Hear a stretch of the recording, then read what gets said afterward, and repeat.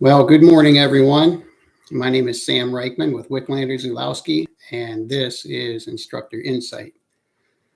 Today, we're going to be covering overcoming resistance. And resistance is a topic and a question that we get often asked about. Every time I've taught a class, the question comes up in one way or another. And usually the question's oriented around denials. So I'll get the question about how do I overcome a denial or manage a denial? And I think whenever I answer that question, and as we seek to understand resistance today, it's important that we walk back from the question of denials and understand what leads to them. And a major cause of denials is resistance. And we need to understand where that takes place, how it escalates, and how we can manage it. And resistance really takes place within three categories. We have our environment, so where we're going to conduct the interview, as well as the interviewer themselves, us, and the interviewee. Now, out of those three topics, we have a degree of control over two of them. So we can manage the environment to an extent. We can't manage the blueprints of the building or how it's constructed, but we can manage where we're going to conduct the interview and the layout of the room that we're going to use. I know some of you, even in my past, have had to do interviews in food courts or in open settings, but we can still manage where we're going to position ourselves, what table we're going to use. So there's a degree of control over ourselves and the environment. When it comes to the interviewee, that's a little bit different, but we can still ensure that we develop rapport, which is number one, and that we keep that rapport alive throughout the interview, and that we're adaptable. We call this adaptability at WZ. And what that means is the interview is sound in their understanding of how to interpret the information coming to them from the interviewee and reacting to it appropriately. Now, it's possible if you're not sound in your understanding that you could misinterpret what the interviewee is sending to you and you could increase resistance. But being adaptable is key as well in how we would manage the interviewee. So real quick, what we're going to do today is we're going to unpack each one of those categories. We are still going to talk about the two different types of denials and how we handle each one of them. But it starts first in understanding resistance. So you can think of this like water in a pool, that eventually, as the resistance rises like water, it'll spill out of the sides. And sometimes that spilling out over the sides manifests in a denial. So when we look at the first category, which is the environment, one area within the environment, and we sent out a deck that has all of this information in it for all of you, and it's in the link below. But I want to draw your attention to two key areas that I want to elaborate on with you. And that is, one of them is an area with the environment that often gets overlooked, and that's how the individual was brought into the interview room. So for those of you in the private sector, you may have an individual that you're coordinating with, or in the public sector, you may have somebody you're coordinating with, and you let them know, hey, we're ready to go here for the interview. Can you please go get John? Now, if you don't manage that process closely, then you have no control over what's happening when that person is going out, interacting with this person, and then bringing them all the way to that interview room. And they could arrive at that interview room at a heightened level of resistance before you've ever had a chance to interact with them. And some of you may have had a situation in your past that you can think of where you remember somebody walking in and they seem upset or angry, or they're in a resistive state before you've even had a chance to introduce yourself.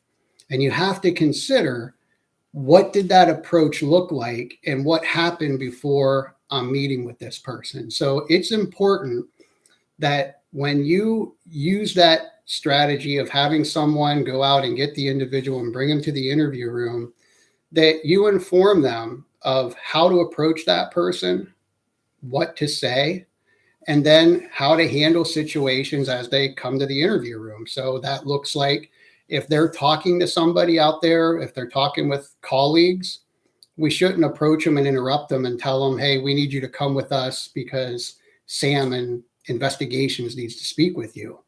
That's going to put that person off and get them into a guarded state before they ever approach the interview room.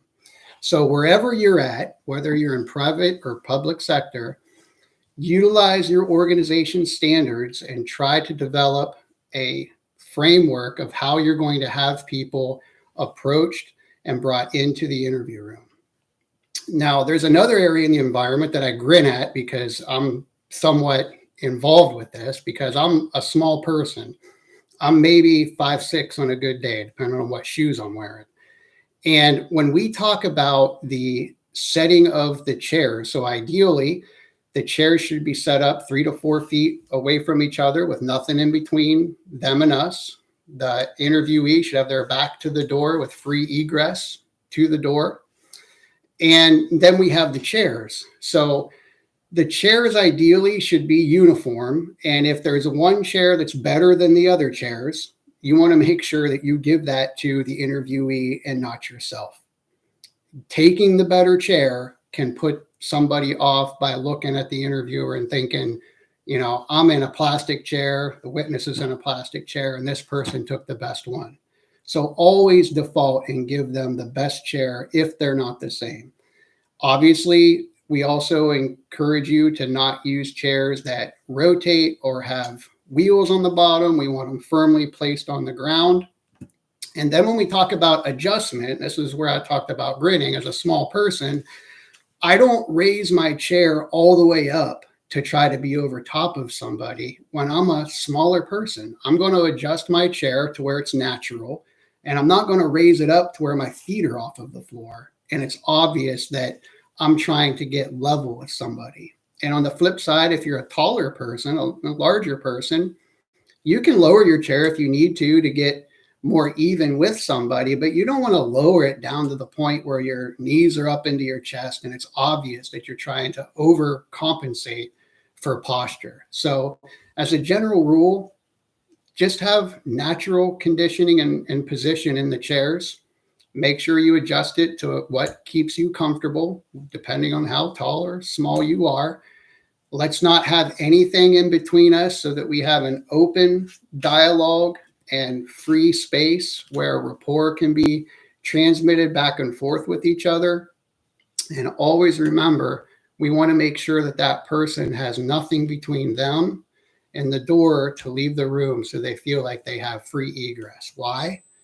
That encourages an open area where they can feel free to leave, which lowers resistance. And that's our goal, is to keep resistance low during the interview.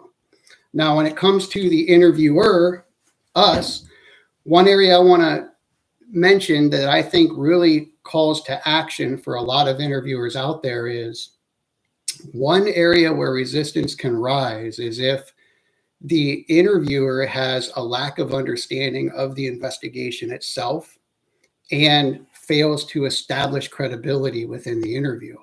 So in situations, we see this happen sometimes where there's an investigation that's been conducted and the interviewer isn't actually the person who did the investigation.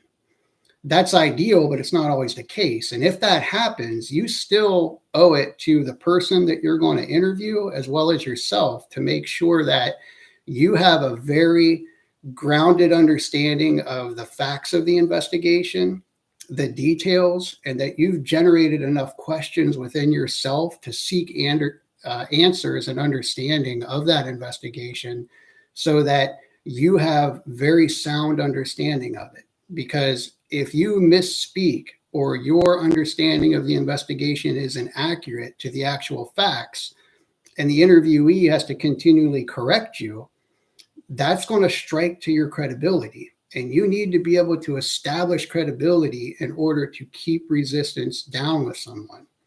So always make sure that before an interview, you have grounded understanding and you don't find yourself in a position where you don't have the facts or you're communicating inaccurate information during that interview. Also, when we talk about establishing credibility, there's a component within the WZ method during our introductory statement where we talk about how we do investigations, and that serves a very specific purpose.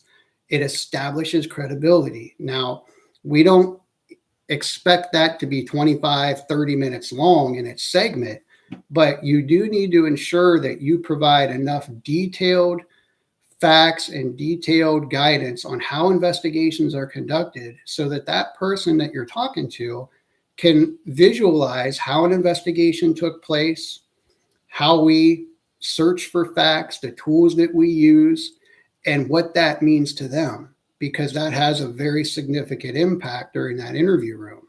And if you're using very large scale generalities and platitudes and talking about investigations in very general terms, it's not going to have the same effect of establishing credibility as if you actually talked about an actual example of an investigation and actually tried to educate somebody. It's a great way that I try to do it is I'm educating this person on how investigations take place. And I want them to know what the tools are, what steps we take, and I want to give them some visualization of how that takes place. So those are very important areas within the interviewer themselves that we need to focus on when we're talking about keeping resistance down and managing resistance.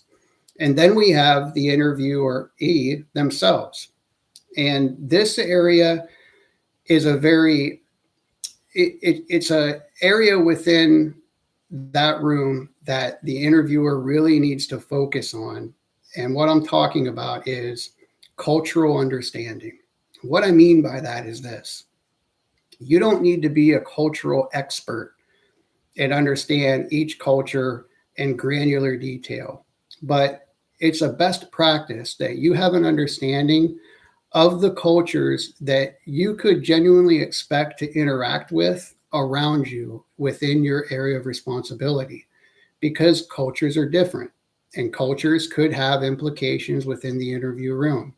So it's important that you understand those basic cultural demographics that you're going to be interacting with, how they greet each other, what the norms are, what's abnormal, so that you don't potentially offend anybody inadvertently. And that, again, you're developing credibility by having a general understanding of that individual's culture and that you can interact with them appropriately. And also with the interviewee, we need to consider one that we often forget and we need to remember, and that is we try not and do not go into that interview with an absolute assumption of guilt. Sometimes we talk to people after an investigation has been conducted and we find that this individual is innocent. We have to remember that there's a possibility of innocence and that explanations given to us, we need to do our diligence in exploring those and understanding those and considering the fact that the person that we're talking with may be innocent. And always remember that one of the greatest concerns an innocent person has is a failure, and they're worried about a failure of belief, that we're not going to believe them.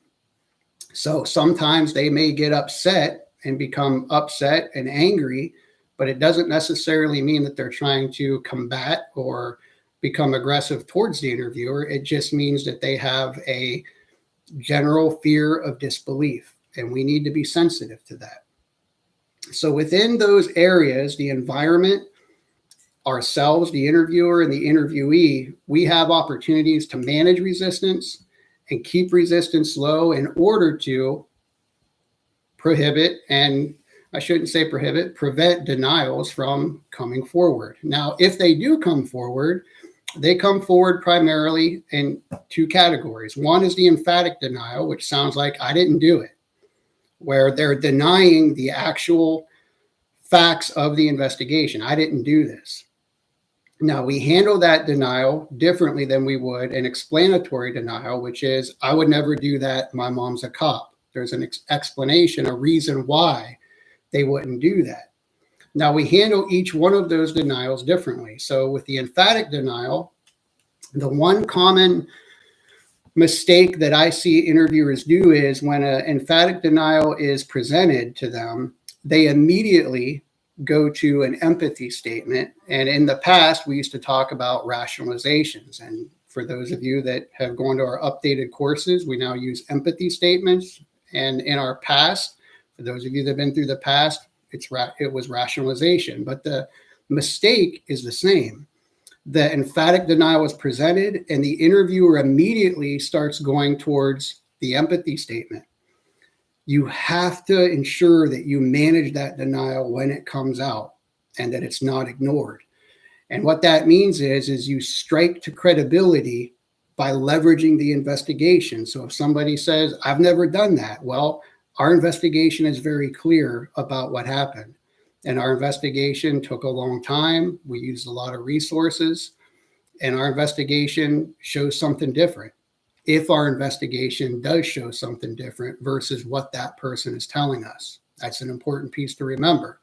But that's how you manage that emphatic denial, is you reestablish credibility by leveraging the investigation, and then we utilize empathy and empathy statements to further reduce resistance so that we can later test for acceptance again and then ask an assumptive question and get back to where we were, and we go through that cycle. But the common mistake is that failure to reassert the credibility and go to the investigation first and then leverage the empathy statement. And as a general tip that I'd like to give to you is that if we're going to say that our investigation shows something different, then the investigation should show something different. We don't want to say that if that's not the case. We're not going on fishing here. We want to make sure that we're speaking truth and that we're not utilizing deception within that interview room. Now, an explanatory denial is a little bit different. As I said, that's great. They say, hey, I'd never do that. My mom's a cop. And the way that we would react to that is by assuming that that reason that they're giving is true and valid. Not that the denial is true, but that the reason for that is valid. And we acknowledge that. And the way that we acknowledge it, it sounds like this. I'd never do that. My mom's a cop. That's great. I'm glad your mom's a cop. That tells me that you were raised to understand the difference between right and wrong. And you and I are going to be able to figure this out today. Just that simple. And it also gives you an opportunity to utilize empathy and have a surgical understanding of what that person's concern might be. And we may be able to leverage empathy statements based on the explanatory denial that they're giving to us. So that's why it's a very good practice to make sure that you have a very wide scope of empathy statements to use so that you're adaptable and you can be nimble within that interview room and respond accurately to explanatory denials when you get them. And then the last area that I want to cover with you today is backing out of an interview room and knowing when it's time to say when. So if we've been through the cycle repeatedly with an individual of going back through and going through credibility, and we're empathizing, and the individual is starting to become combative to the point where violence is starting to become a concern or safety is becoming a concern, and we're realizing that the interview tactics are not going to yield results, and we're not going to be able to extract any actionable intelligence from this person at this time. What we need to do is basically shift our approach and retransition into developing rapport and keeping that rapport alive, because it's at risk at that point. The person's becoming upset, they're becoming adamant, and we need to take steps to reestablish that rapport and de-escalate that situation, sometimes just by transitioning into approaches like a participatory approach and inviting them to give feedback on the investigation, allowing them to give us assistance. What areas could we look at? What haven't we looked at? What types of situations do you see that we're not aware of? And invite them to participate a little bit within the investigative process to attempt to de-escalate that situation so that when that person leaves the interview room, they're in a cooler, calmer state and more willing, hopefully, if we need to talk with them again, to meet with us again and share information with us, because they may have additional information that we need to get to that our investigation shows us later on, and we don't want to damage relationships based on an initial interview. The other area that we want to make sure that we talk about within de-escalation is the mediation approach, which sometimes needs to occur if somebody's really becoming combative, and that involves shifting our actual position in the chair to a side profile and speaking with the individual on a slightly different process, where we're talking about the reasons for the investigation and trying to de-escalate it, and sometimes asking them, look, based on what our investigation shows, do you understand why we needed to speak with you today? And sometimes just that acknowledgement alone, that they understand why you needed to speak with them, is the catalyst for the de-escalation, because there's an agreement point at that point. And then you can continue to develop rapport, de-escalate that situation, and hopefully be able to talk with this person again if you need to. So those are some of the areas that we need to focus on out there in the field when it comes to managing resistance ahead of time before we get to those denials, as well as how to handle those denials when they come, and how to de-escalate a situation if we need to, and back out of an interview room. My name is Sam Reichman. Again, it's sreichman at w-z, don't forget the hyphen.com if you ever need to email me. Again, the material for this is in the link below, and it was a pleasure speaking with all of you. Take care.